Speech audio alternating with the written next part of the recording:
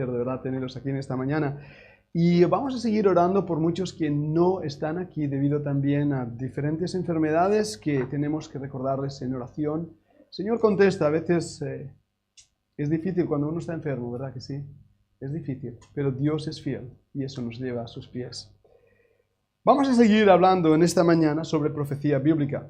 Ahora, antes de iniciar este estudio, este mensaje, quiero deciros que la Biblia está llena de profecías. Está llena de eventos que todavía no han pasado, pero que están escritos en la Biblia y que van a pasar. Y podemos fijarnos en esas profecías de la Biblia en cuanto al mismo Señor Jesucristo. Antes de que Él viniera, había muchísimas profecías, muchísimas.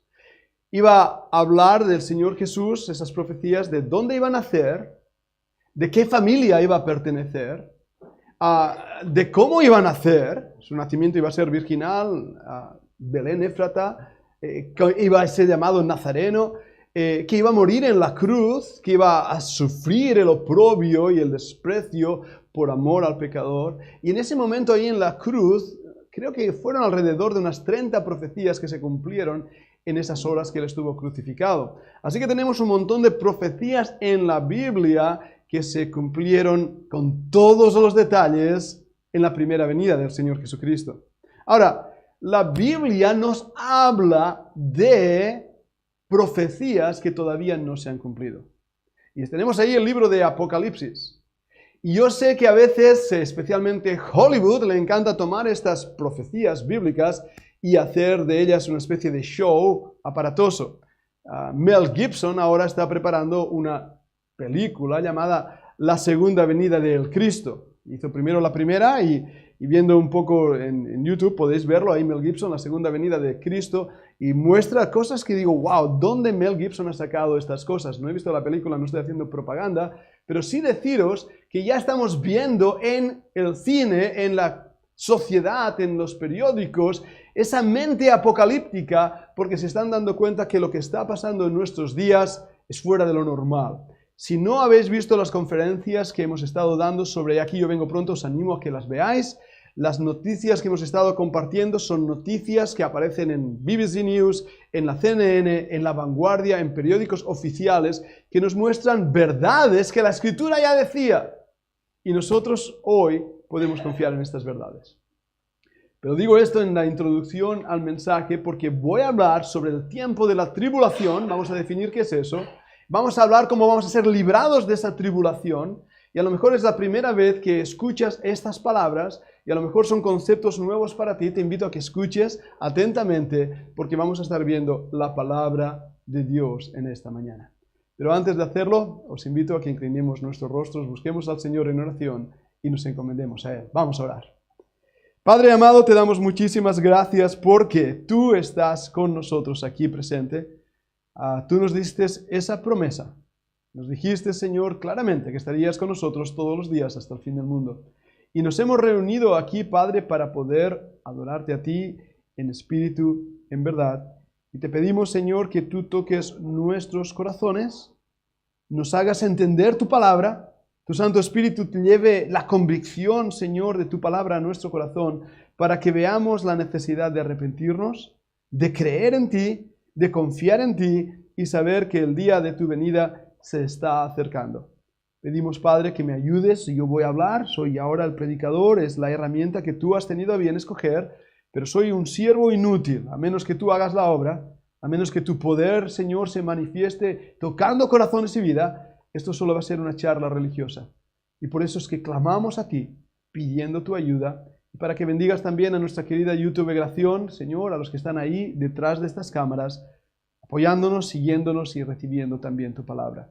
Acompáñanos, te lo pedimos, Padre, en el nombre del Señor Jesucristo. Amén.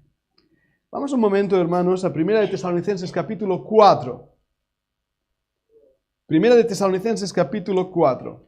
Vamos a leer desde el versículo 13 al 18.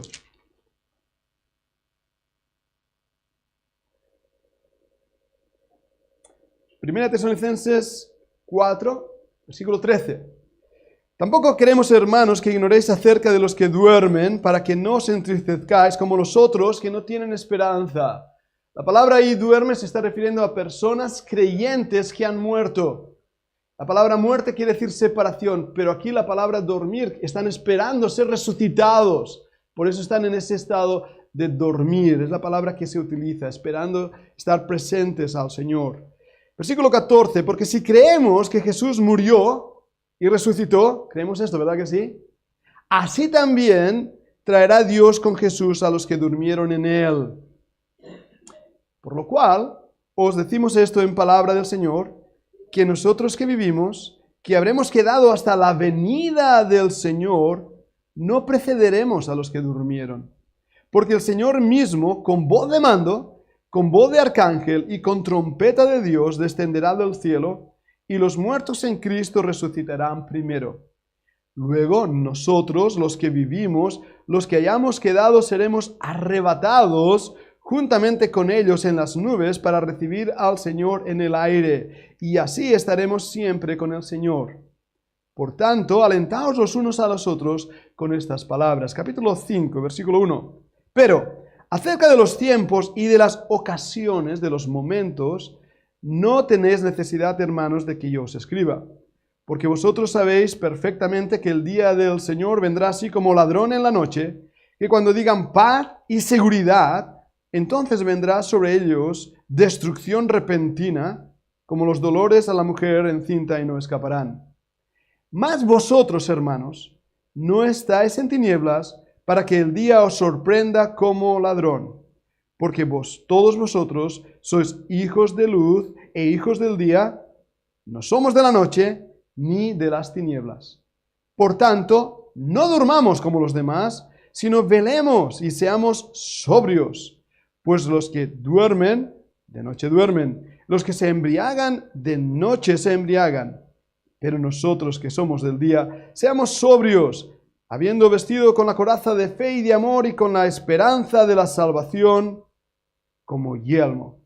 Porque no nos ha puesto Dios para ira, sino para alcanzar salvación por medio de nuestro Señor Jesucristo, quien murió por nosotros, para que ya sea que velemos o que durmamos, vivamos juntamente con Él. Por lo cual, animaos unos a otros y edificaos unos a otros, así como lo hacéis. Dios bendiga su palabra en nuestros corazones. El libro de Apocalipsis es un libro que creo que la mayoría ha escuchado hablar de ese libro, ¿verdad que sí? Es un libro que nos narra los juicios de Dios sobre la tierra en los últimos tiempos, en los últimos días. Ese libro, como decía, ha sido ocasión para muchísimas películas. Pero esas películas están basadas en lo que la Biblia dice y viene a ser esto básicamente. Estamos viviendo ahora en un tiempo presente que llamamos el tiempo de la gracia, donde Dios da la oportunidad a todos nosotros a que creamos en el Señor Jesucristo y seamos salvos. No seamos enviados al infierno, no caiga sobre nosotros la condenación eterna, sino podamos recibir el gozo de su salvación. Hoy es el día de esa salvación tan grande.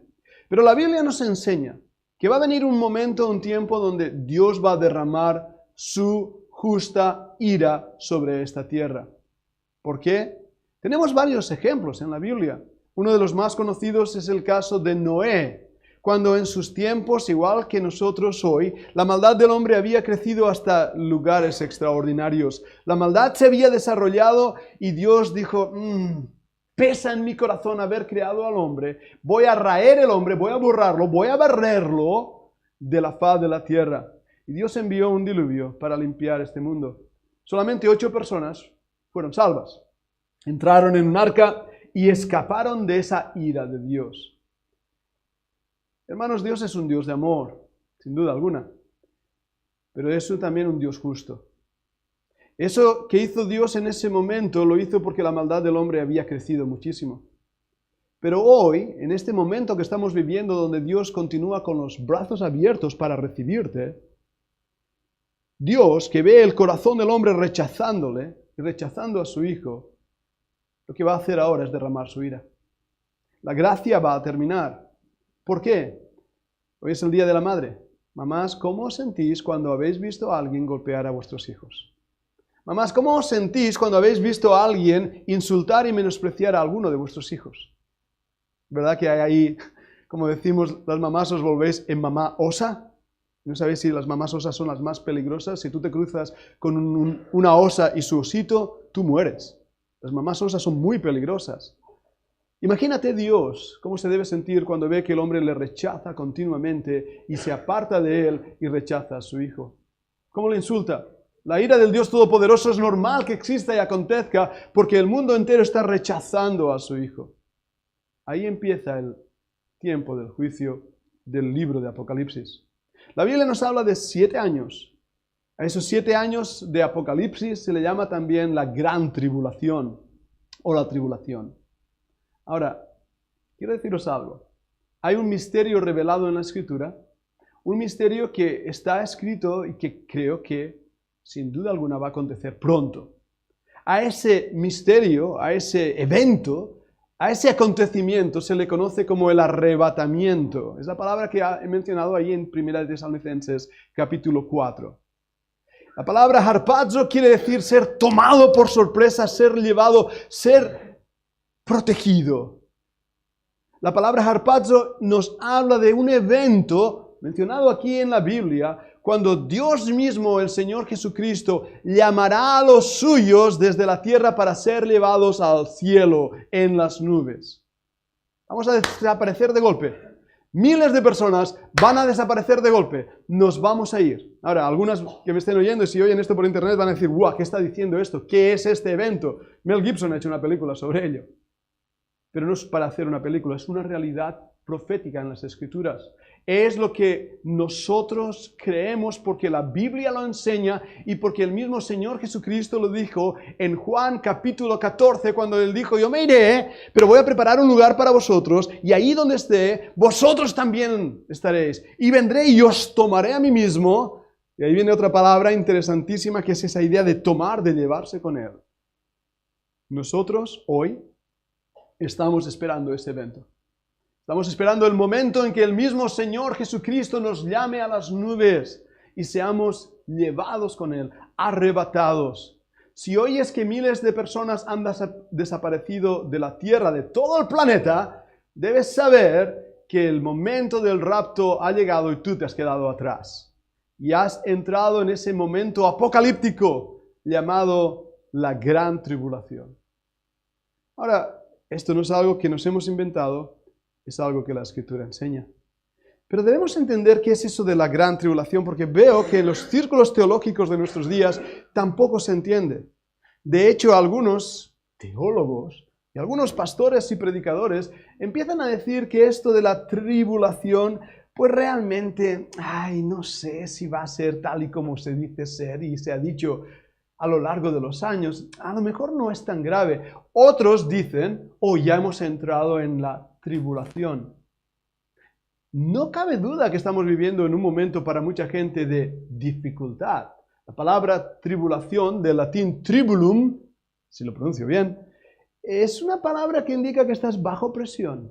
El tribulum, no sé si habéis visto aquí los que sois de campo y hace años que no se usan, pero antes había, cuando iban con el burrito y el buey, una especie de madera, de placa, con un montón de pinchos.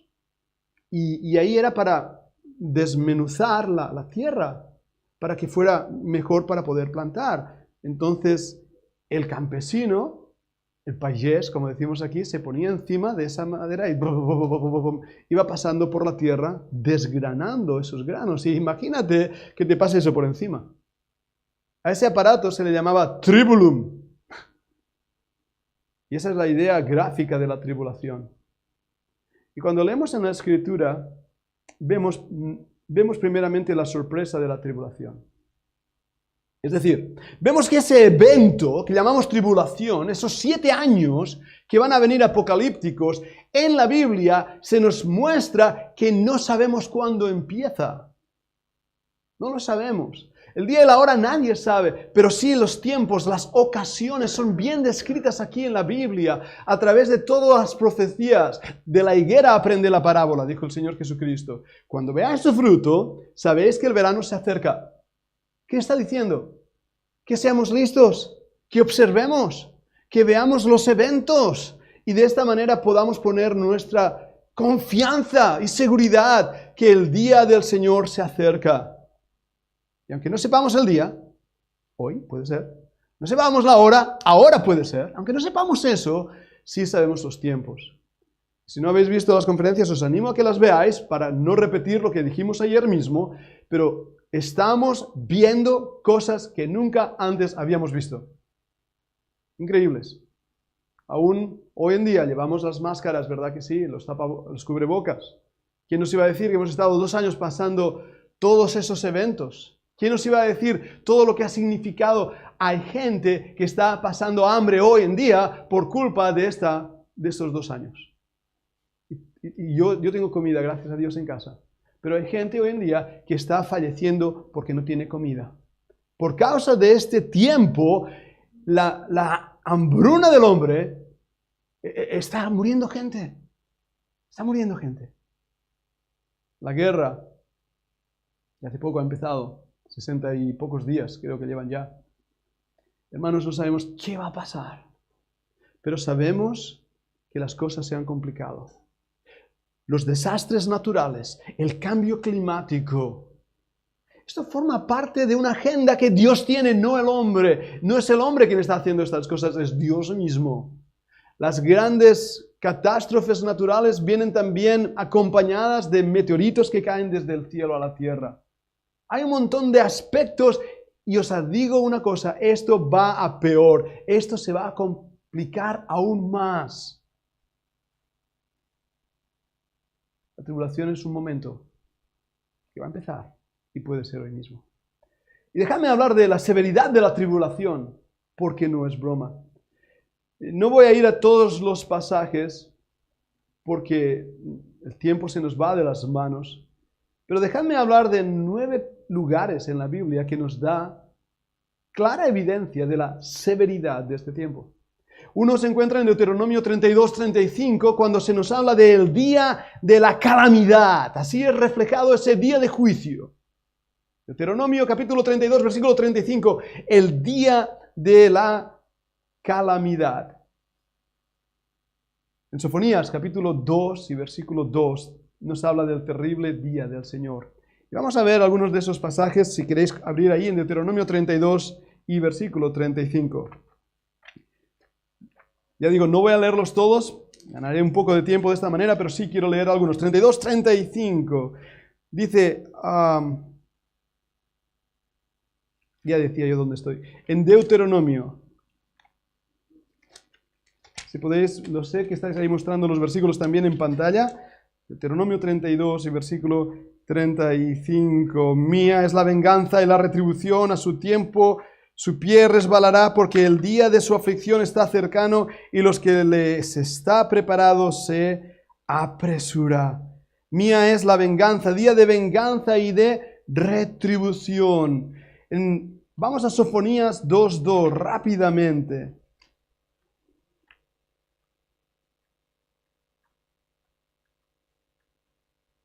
Sofonías capítulo 2 y versículo 2.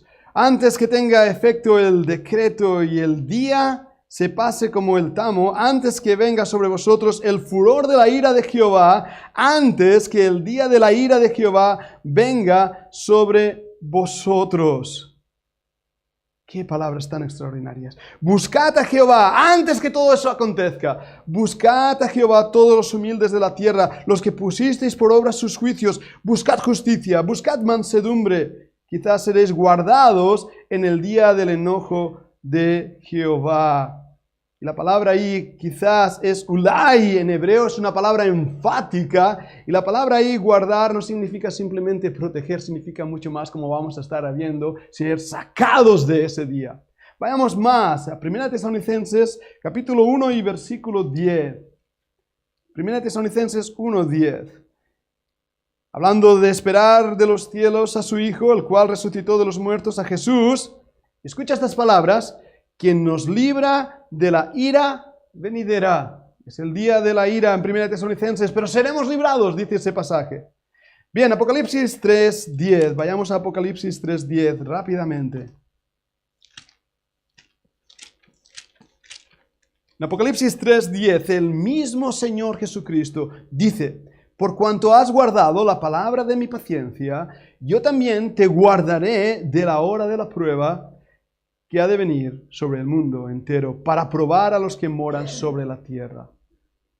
Ahí en Apocalipsis 3:10 es la hora de la prueba, el día de la prueba, el día terrible del Señor, el día de la calamidad. Y la Biblia dice aquí en Apocalipsis 3:10, yo te guardaré de ese día. Pero hay más. Vayamos a Apocalipsis 14 y versículo 7. Apocalipsis 14:7. Diciendo a gran voz, temed a Dios y dadle gloria, porque la hora de su juicio ha llegado, y adorad a aquel que hizo el cielo y la tierra, el mar y las fuentes de las aguas. La hora de la prueba, la hora de su juicio. Vayamos a Daniel capítulo 12 y versículo 1. Daniel 12:1.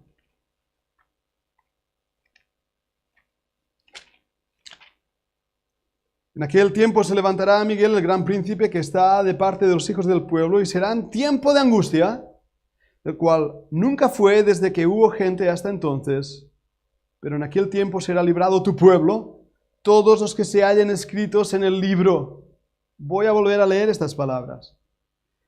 Será tiempo de angustia, cual nunca fue desde que hubo gente hasta que entonces, pero en aquel tiempo, este tiempo de la tribulación, será libertado tu pueblo, todos los que se hallen escritos en el libro.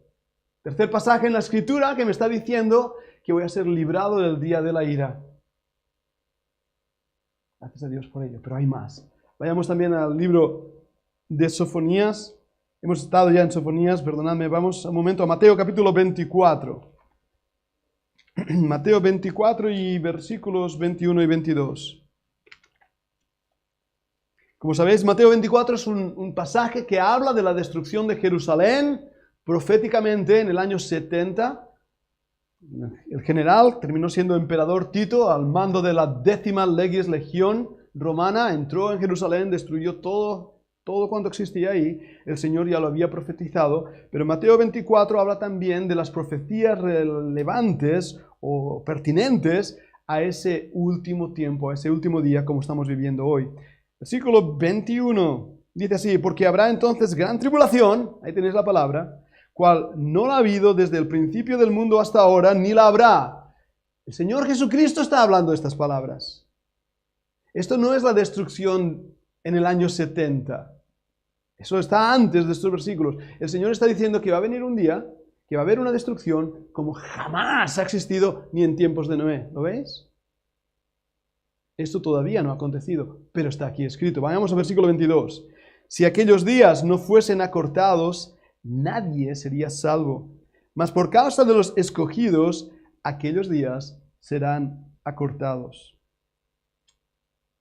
En Apocalipsis 6, 2 al 17. Capítulo 8, 8 al 13. Capítulo 9, 1 al 20. Capítulo 16, 1 al 21. El libro de Apocalipsis nos narra ese evento extraordinario que se va a cumplir.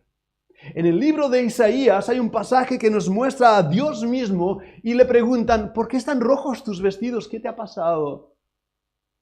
Y él dice: he pisado en el lagar de Mira y nadie fue conmigo. Hermano, si no crees, al menos tiembla, teme. Porque Dios es un Dios de amor, pero es un Dios de ira. ¿Y por qué es un Dios de ira? Porque hemos rechazado a su Hijo Jesucristo. Porque hemos dado la espalda a un Dios amoroso. Y algunos por ahí dicen: ¿y cómo es que siendo Dios amoroso hay tantas injusticias en el mundo? ¿Habéis escuchado eso? ¿Por qué la gente sufre? ¿Por qué los niños mueren? Esa es la peor de todos. ¿Verdad que sí? ¿Por qué hay guerras? La respuesta a esa pregunta es muy fácil. Mira, tienes dos opciones: mirar a Dios y ser salvo, o darle la espalda y tienes lo que tienes. Dios no es el culpable de lo que pasa en este mundo, es el hombre. Es el hombre. Y cuando el hombre da la espalda a Dios, lo que tiene es lo que tiene ahí en bandeja. Por lo tanto, es un día de ira por parte de Dios. Ahora, tenemos que entender esto bien. El propósito de la tribulación, ¿cuál es? Porque cuando entendamos qué propósito tiene Dios con ese apocalipsis, entenderemos mucho más por qué Dios va a librarnos de ese día. Y porque Dios tiene un plan y un propósito para su iglesia. ¿Cuál es el propósito? Bueno, castigar primeramente también a Israel. Y esto no es ser en absoluto antisemita. Dios sabe mi amor por la nación de Israel. Dios sabe los tiempos que he estado ahí en Israel, la bendición que ha sido para mi vida. Dios sabe mi amor genuino. Pero la Biblia nos enseña que la nación de Israel como nación dio la espalda a Dios. ¿Y qué es lo que tiene? Lo que va a venir. Vayamos un momento a Nahum 1, 2 y 3.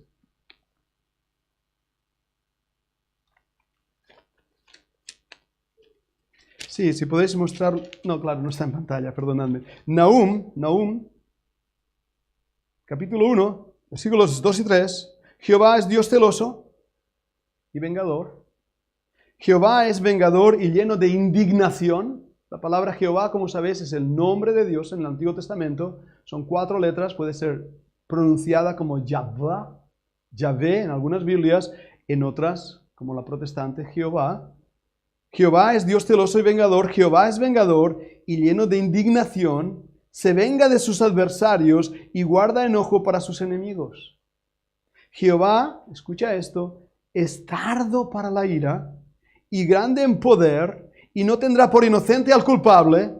Jehová marcha en la tempestad y el torbellino y en las nubes con el polvo de sus pies. Hermanos, este es nuestro Dios y el propósito de la tribulación es lo que estamos viendo aquí. Dios va a establecer juicio porque es un Dios de amor, pero es un Dios de ira. Y es un Dios de misericordia, pero es un Dios justo. Y es un Dios que es tardo para la ira, no se enfada fácilmente. De hecho, mi propia vida es una prueba de ello. ¿Cuántas veces Dios podía haber golpeado sus dedos y haberme apartado de esta vida? Y Dios ha sido paciente y paciente y paciente conmigo. Pero el propósito de la tribulación es mostrar, castigar a los pecadores. ¿Lo veis? Ese día se acerca. No hay vuelta atrás. Esto va muy en serio. Lo que estoy viendo en mis días, nunca lo había visto antes. Lo que estoy viendo, generaciones de anteriormente lo habían visto.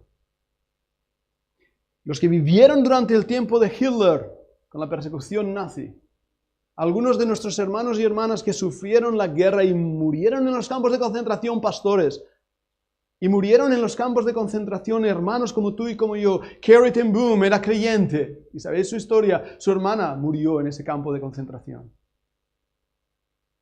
Y tal vez ellos pensaron, es el tiempo de la tribulación, pero había ahí cosas que todavía no habían acontecido, habían cosas que aún no habían pasado, entre ellos el rapto de la iglesia. Y para terminar de esta parte del mensaje, quiero expresar y mostrar cómo el Señor tiene una protección especial para sus hijos, para aquellos que hemos creído en Él, para la iglesia del Señor Jesucristo. Apocalipsis capítulo 3 y versículo 10, lo hemos leído, voy a volver a mencionarlo. Apocalipsis 3, 10, márcalo en la Biblia.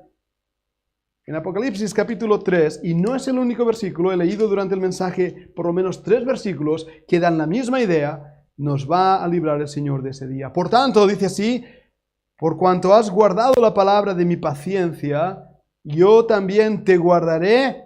No dice en la hora, no dice por la hora, dice de la hora.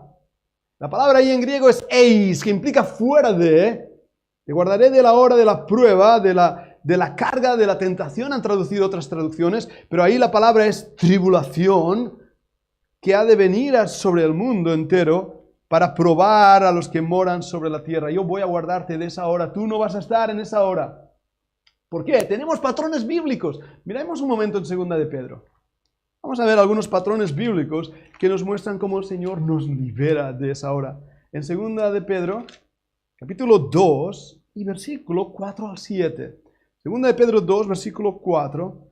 Porque si Dios no perdonó a los ángeles que pecaron, sino que arrojándolos al infierno los entregó a prisiones de oscuridad para ser reservados al juicio. Y si no perdonó al mundo antiguo, sino que guardó a Noé, ¿veis? No perdonó al mundo antiguo, pero guardó a Noé, pregonero de justicia, con otras 7 personas, trayendo el diluvio sobre el mundo de los impíos, pero no sobre Noé, lo trajo sobre el mundo de los impíos. Si condenó por destrucción a las ciudades de Sodoma y de Gomorra, reduciéndolas a cenizas, poniéndolas de ejemplo a los que habían de vivir impíamente, la ira de Dios sobre Sodoma y Gomorra. Pero mira el versículo 7. Y libró al justo Lot, abrumado por la nefanda conducta de los malvados. ¿Lo veis? Noé fue rescatado de la ira. Lot fue rescatado de la ira. Versículo 8. Porque este justo que moraba entre ellos afligía cada día su alma justa, viendo y oyendo los hechos inicuos de ellos, igual que nosotros hoy sufriendo por esta maldad. Pero mira el versículo 9. Sabe el Señor librar de tentación a los piadosos y reservar a los injustos para ser castigados en el día del juicio. Dios nos ha librado de la ira venidera. Dios nos ha librado del día de la ira. Dios nos ha guardado como libró a Noé, como libró también a Lot. Dios sabe guardar a sus hijos, pero sabe también preservar a los impíos para el día de la ira. Hay patrones bíblicos. Enoc fue el primero. Caminó con el Señor, se lo llevó el Señor. La desaparición de gente en la tierra ya ha acontecido antes. Enoc fue el primero mencionado. También Noé, puesto en el arca, protegido en medio del juicio. Me dirás, ya, pero él pasó el juicio. Sí, pero hermanos, recordad que ese evento de Noé y el juicio del diluvio tiene patrones semejantes, pero es muy diferente al día de la ira, donde ya la gracia ha terminado, donde ninguna carne será salva, sino solamente aquellos que Dios rescate de ese ira, día de la ira. Lot y su familia. Y un último ejemplo. Los primogénitos en Egipto. ¿Recordad la historia? Cuando Dios, el ángel de la muerte, pasa sobre Egipto y mueren muchos de los niños, exceptuando los que habían puesto sangre en el dintel de la puerta. Y todos sabéis que ese evento simboliza la salvación de Cristo, la sangre de Cristo protegiendo ese hogar. La sangre de Cristo protegió de la maldad, de la maldición, del castigo. Y el mismo patrón se cumple. El libro de Apocalipsis nos muestra claramente también que la iglesia no aparece en ese libro. El capítulo 4 en adelante la palabra iglesia no aparece. Es el capítulo 2 y 3 donde aparecen las iglesias. ¿Por qué? Porque la iglesia ya no está. El capítulo 3 hemos leído que Dios nos va a librar de ese día de la ira. Dios nos va a proteger. Tenemos también nuestra protección por el amor de Dios. Romanos 5, el capítulo 9, nos muestra algo extraordinario. Romanos 5 y versículo 9 dice así. Voy a leer desde el versículo 8, donde dice: mas Dios muestra su amor para con nosotros, en que siendo aún pecadores, Cristo murió por nosotros. Mucho más ahora, estando ya justificados en su sangre, por Él seremos salvos ¿de qué? De la ira. Por Él seremos salvos de la ira. Ya hemos demostrado y probado la severidad de la tribulación de este tiempo de 7 años, conocido como el tiempo de angustia para Jacob, conocido como el día de la calamidad, el terrible día del Señor, la ira venidera, la hora de la prueba, la hora de su juicio, el tiempo de angustia, cual nunca fue desde que hubo gente hasta ahora. Dios ha prometido librarnos de la ira. ¿Te das cuenta? Por lo tanto, nuestra protección está basada en el amor que Dios tiene hacia su iglesia. ¿Os das cuenta? ¿Cuál de nosotros pondría a nuestro hijo en un momento así? ¿A qué no lo haríamos? En un momento de prueba, de ira, de castigo. ¿No quisieras librar a tu hijo? ¿Verdad que sí? Si fuera tu novia, ¿no quisieras ser un héroe y librar a tu novia de un tiempo así? Si fuera tu esposa, ¿no quisieras librar a tu esposa de un tiempo así? cuánto más nuestro Dios, que es el amor perfecto, que ama como nunca nadie ha amado, librará a los suyos de su propia ira. Porque su ira no es para sus hijos, su ira no es para su novia, su ira no es para aquellos que le aman, su ira no es para la iglesia de Jesucristo limpiada y comprada con su sangre bendita. El día de la ira es para todo aquel que le ha rechazado. Y por eso, en base a estas características, en base a lo que Jesucristo mismo dijo en su palabra, en base a lo que la Biblia dice, hoy puedo decir y alegar con seguridad, la iglesia no pasará la tribulación, porque no ha sido diseñada para la iglesia. Tenemos esa confianza. Vayamos a un último pasaje, se encuentra en 2 de Pedro 3:9. 2 de Pedro 3:9.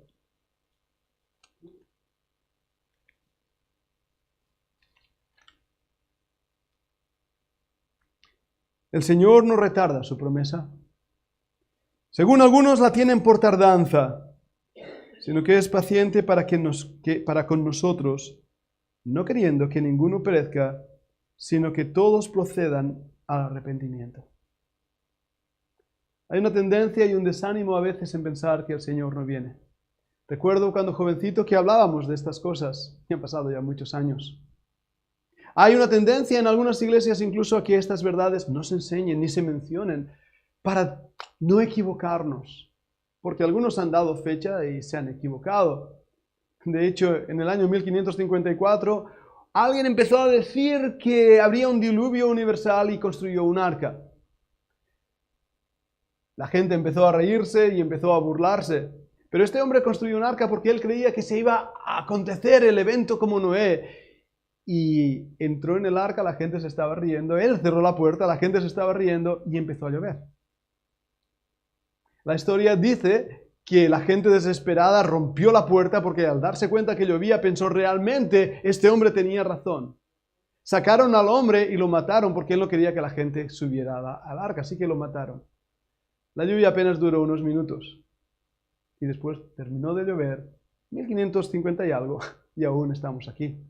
El diluvio nunca más va a volver, pero Dios ha prometido esto en su palabra. Y alguno dirá, pero aún no ha pasado.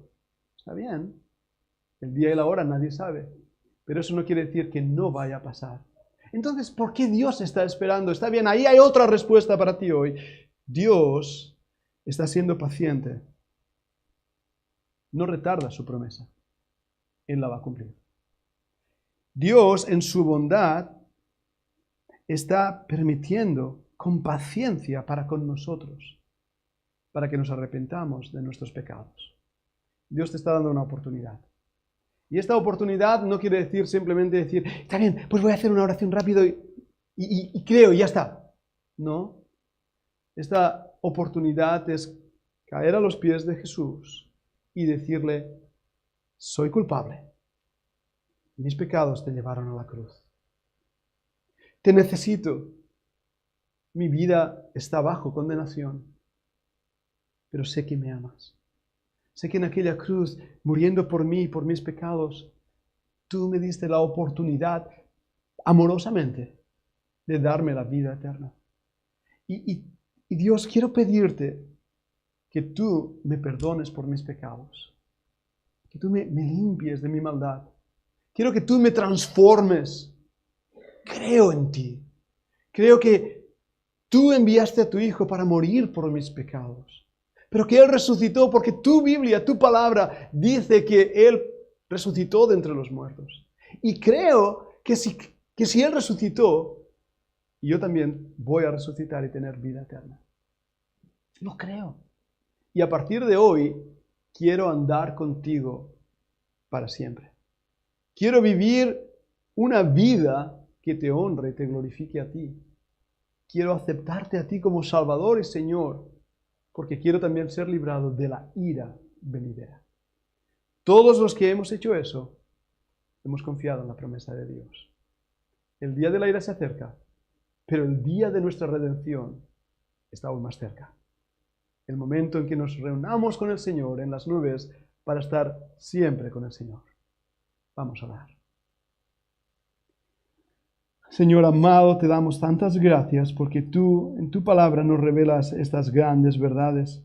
Verdades que muestran esa realidad de que el día de tu venida se acerca, por más extraño que esto parezca. Tal vez algunos que lo puedan escuchar digan, ¿de qué está hablando? ¿Qué son estas palabras? Pero Padre, son tus palabras, las que tú has enseñado y revelado en la Escritura. Hoy, amado Padre, te pido que toques los corazones y las vidas de aquellos que lo han escuchado y nos ayudes a estar velando en oración. Lo pedimos en el nombre de Cristo. Amén. Vamos a ponernos de pie para terminar ya esta reunión, este tiempo de adoración al Señor. Y nosotros acostumbramos a pasar una ofrenda, a recoger dinero. Pero quiero deciros que nadie está obligado a dar nada, ni mucho menos. Al contrario, sobre todo aquellos que nos visitáis, no estáis obligados en absoluto, pero lo hacemos para también apoyar los gastos que tenemos en este local.